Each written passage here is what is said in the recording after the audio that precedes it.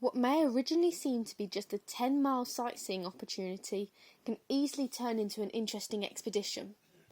The Dartford marshes hold a lot of history in its winding banks and stony paths, with structures that date back to the Iron Age. When travelling down towards the Erith Yacht Club, you may find a surprise hidden beneath the waves. When the tide is low, the remains of a petrified Neolithic forest which runs along the Thames shore is revealed.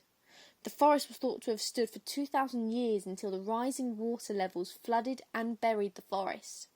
The stone relics of the forest can only be viewed from a distance due to the slippery and dangerous nature of the wetlands. The next site is hidden 2 minutes away from Slade Green Station, where a medieval moated building resides which was owned by William the Conqueror's half-brother, Odon de Bayeux.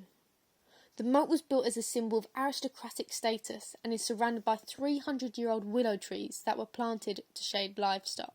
When walking the route to Erith, you'll walk past the flood barriers, which were built to protect Crayford and Dartford from rising water levels. But in the late 1800s, before the flood barriers were created, hospitals were placed in the marshes during the smallpox epidemic. Smallpox killed over 320,000 people in London, and to cope with the rising rates, contagious patients were treated on ships on the marshes or were treated on its banks in temporary isolation hospitals. Once smallpox cases dwindled, the hospitals were closed and destroyed to make space for other renovations. According to air raid precaution officials, in World War II, Dartford had over 2 million incendiary bombs dropped in its rural areas.